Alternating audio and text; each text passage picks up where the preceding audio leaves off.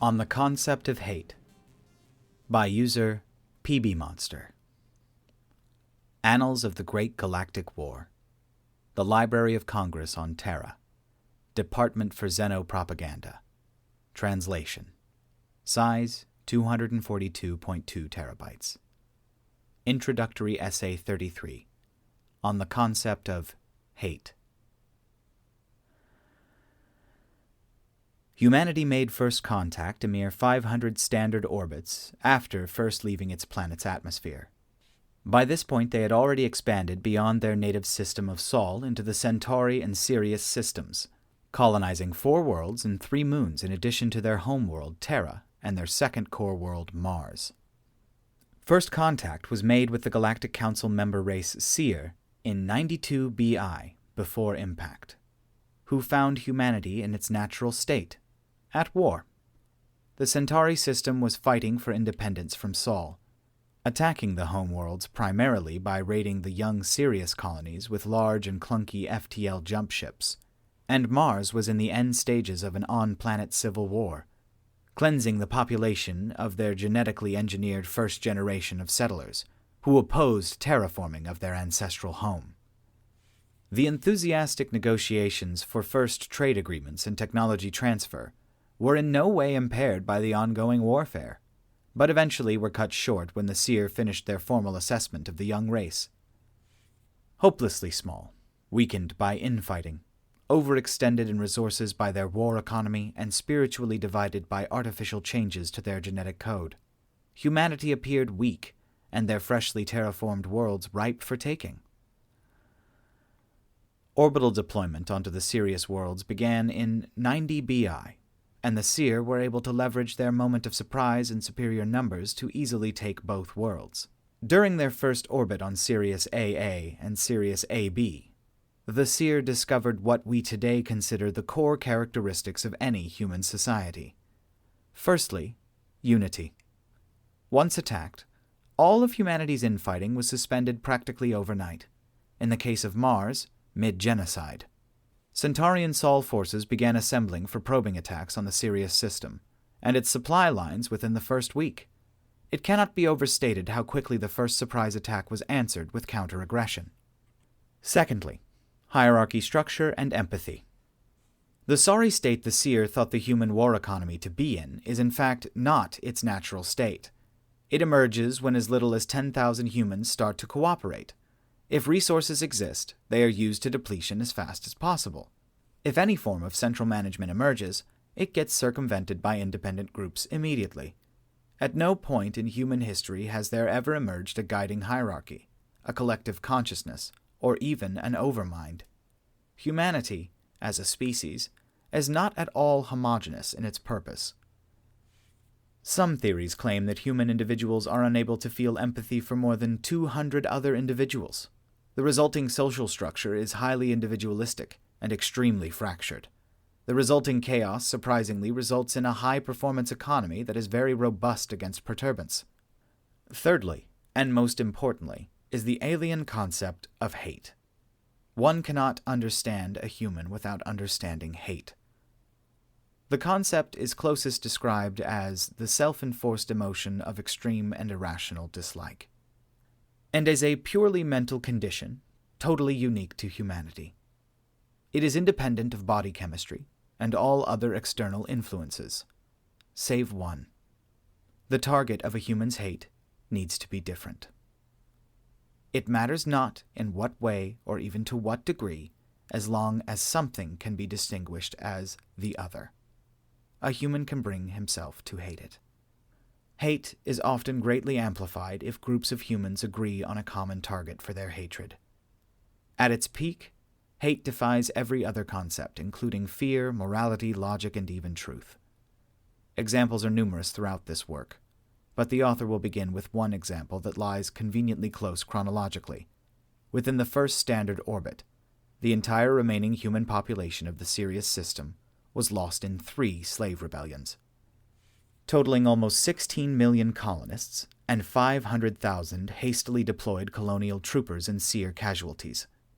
It has since been proven many times that human slave populations begin to become highly unstable starting around 4,000 individuals. Much earlier if self-governed. Here we can directly see the effects of allowing humanity's hate to amplify socially. Chances for escape or even mere survival on Sirius were practically zero, and the slave population was very aware of the punishment for rebellion. Yet they rose up on 3 different occasions. Neither logic nor fear could stop them from hating their captors to the point where they gladly died just for the opportunity to kill Seer and to deprive them of slave labor. In the end, many of humanity's other qualities can indirectly be attributed to their ability to hate, but the most obvious candidate is their ability to engineer. As a general rule, it can be assumed that a human will attempt to weaponize every piece of technology he is introduced to. This process almost always leads to success in unexpected ways, not only resulting in a weapon system where before there was nothing more than an innocent concept, but also almost always vastly improving the technology in order to make it more potent at killing. It cannot be overstated how dangerous it is to introduce humans to new technology, either through negligence in war or by exploiting their love for trade in times of apparent peace. It is difficult to say who was more surprised, humans or Seer, when a standard-sized human battlecruiser group proved to be more than able to stand toe-to-toe against a Seer collective carrier fleet. In hindsight, unsurprising, considering that Terra had managed to get into a centuries-long arms race with every single one of her colonies.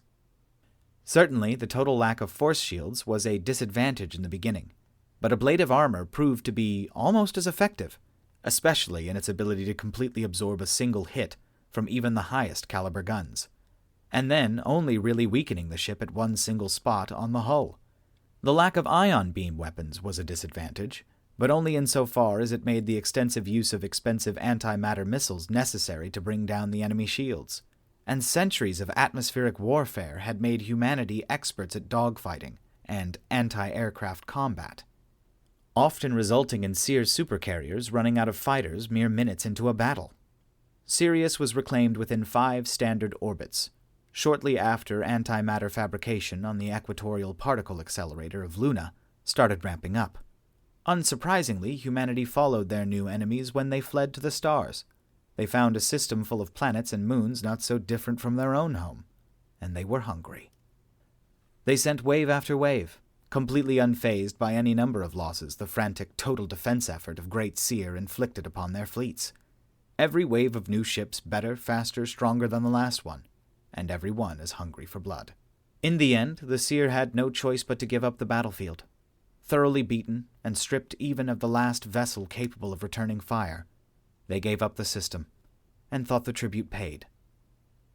This is where they were taught their second lesson on the concept of hate. Yes, the humans settled their new system, but it had never been about getting even. The Seer had killed their brothers, and every human hated the Seer. So they followed. They took system after system, gave no quarter, and expected none. It took the Galactic Council 7 standard orbits to decree a trade embargo against humanity. No human, not a smuggler or pirate, even cared.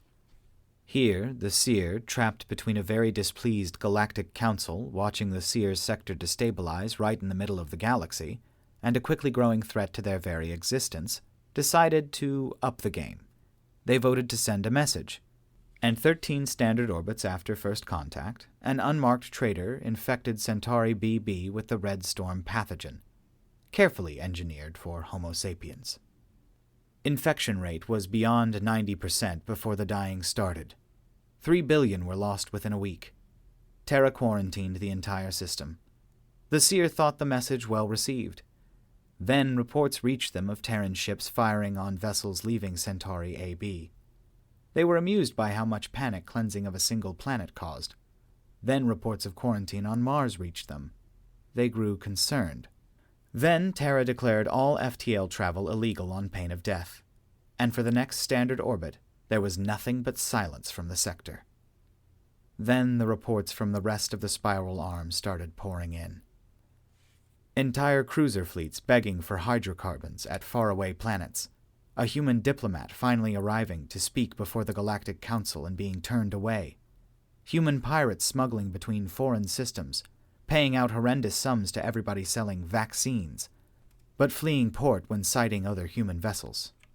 In the end, there are only estimates to how many died. Most scholars agree that the death toll had to have approached 100 billion, with Terra, Luna, and Mars carrying the brunt of the death toll, and not a single planet, moon, or station managing to avoid infection. Humanity's natural tendencies to distrust central authority, to circumvent artificial limits on trade and travel, had been their undoing. Critique from the Council was harsh, but in the end the human problem seemed to have come to an unfortunate yet sudden end. Even in the event of intact larger settlements, the general population seemed subdued and properly scared. The galactic community got its third lesson on the concept of hate, when the Seer tried to settle a system that had recently been conveniently depopulated. The lack of records from Hale 8 maybe should have alerted the bureaucracy that Hale 8G might not have been completely empty when Seer resettlement started. Unfortunately, this fact only became public knowledge when humanity managed to draw every eye to the small world as it was driven from its deep-crust fortress colonies by extensive Seer gassing. On their way out of the system, the small surviving population sent their own message from their little colonial freighters. They dropped what looked to be a relatively small amount of primitive, fission-only atomics, far too little in number and yield to qualify as a proper orbital glassing, and they even managed to miss the Seer Capital Collective. But hours after they had jumped away, the Seer managed to find humanity's message in the fallout. Cobalt 60, Tantalum 182, Gold 198. Or decrypted, if we can't have this biosphere, nobody will. And as the fallout from those salted bombs kept raining down onto Hale 8G, biodiversity was reduced by 99.99% within the first standard orbit. Still shocked by the concept of spite, the Seer were shaken to the core when they detected a cloaked gravitational well projector on the surface of the small uninhabited moon orbiting their home world, Syracuse. By the time they managed to find and destroy it, it was already too late. Too late for Syracuse and all 8 other worlds with uninhabited moons. In hindsight, Great Seer had managed to get into what humanity refers to as a spiral of violence, something even they tend to try to avoid. Not many minds could claim to have seen a moon deorbit above a densely populated world before. Today, almost everyone has. Thanks to human engineers weaponizing their first truly unique discovery, and the galactic media that broadcasted all 9 events in a live conference across the galaxy. Before evacuation had even left the planning stage, a tidal wave hundreds of meters in height had destroyed every mega-collective less than 500 kilometers inland. Estimating the death toll of this cataclysm alone is impossible and futile, especially because a mere 3 to 5 days later, these very tidal forces in turn tore their respective moons apart, raining a billion tons of rock into Syracuse and her sister worlds. In the end, less than 1 million made it off-world. But the thoughts of the onlookers were not with the countless billions of dead Seer, nor with their remaining colonies slowly succumbing to disease, famine, and casual orbital bombardment. What almost everybody paid close attention to was humanity doing the unthinkable.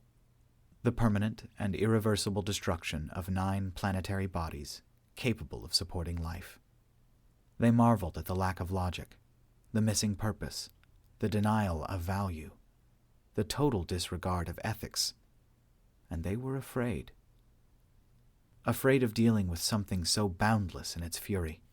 When the Galactic Council voted to send a large expeditionary force into the Sol system, they found Luna to be an abandoned ghost moon run by a crude AI, and Mars and Terra transformed into bunker worlds, with societies of unknown size barely in the information age, hiding deep below the crust, refusing all contact.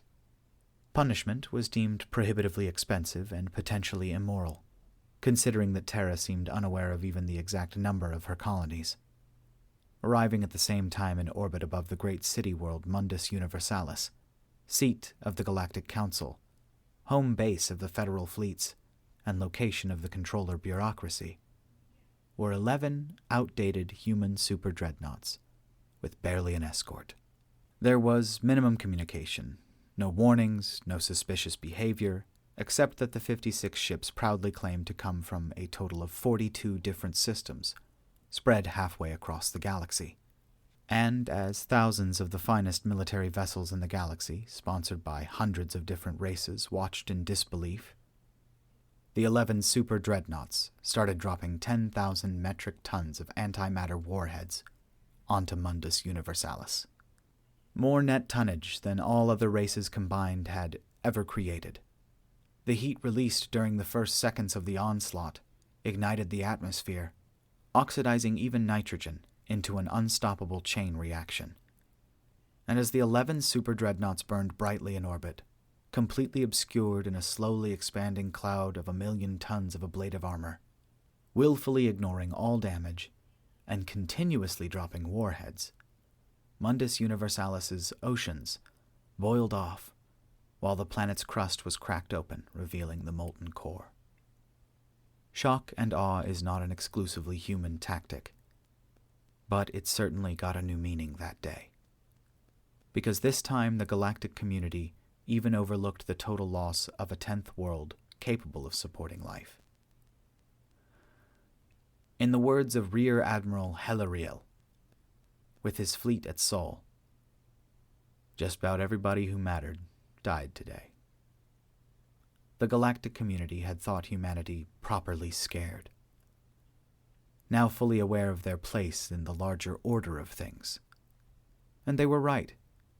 Humanity was scared to death. But the only thing that makes their hate burn more intensely than the feeling of utter helplessness is the ongoing exposure to fear, both of which had been provided to last for generations.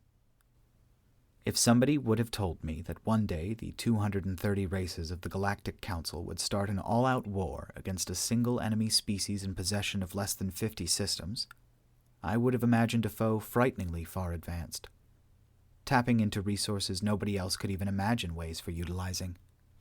I would have imagined them to have tamed the universe. I would have dreamed of Dyson spheres encasing white dwarfs, siphon stations extracting matter directly from blue giants, battleships the size of moons and force shields encasing entire systems. But no. Tell me, where would you hit a foe that has no heart, no brain, no central nervous system? What do you tell your troops before the invasion of yet another bunker world? A world they will have to clear level by level, room by room, inch by bloody inch. A world they promptly will have to watch get torn to pieces by a direct hit of its own moon, in the unlikely case they do eventually wash it clean with a torrent of their own blood. How do you tell the Council that the enemy that just generously salted yet another agricultural world with the vilest of radioisotopes, just because its farming colony was destroyed, that this very enemy has just discovered how to fold enough space to create black holes? How do you manage a galactic community in which more than half of the member races do not have core worlds anymore? Difficult questions, you think. Finding the answer is trivial. You look at human history. For if anybody had to deal with this before, it will be them. But you will not like the answer. You have to master hate yourself. When humanity had to face a foe like this, they called them guerrillas and terrorists, coerced billions into hating them, and fighting them has resulted in some of the most abhorrent crimes against all ethics you will come across in your study of history. And yet the terrorists seem to have won frequently. Also in the chronicles of human history, we found another solution, hidden between the lines. A solution more subtle and cheaper by many orders of magnitude. It takes more than one to make the spiral of violence spin, and human memory is short. So if you manage to get out of their way, they will soon find something else to hate. considering that humanity today holds more than 4,000 systems. Most likely, it will hate them right back. Well, I hate it. That's all I got. I hate it. Like, I hate that it's kind of right. I hate that it's a pretty stark look at how we are sometimes. But, yeah, that's not a bad read. It's difficult to read physically because there were some run-on sentences, but the ideas and everything are fantastic, so that was fun. Thank you guys so much for reading. Reading? Where am I? What day is it? I had a stroke. Okay. Thank you guys so much for listening. I will talk to you later. Like, comment, subscribe, feed the algorithm. It is hungry. And I will talk to you all later. Bye, y'all.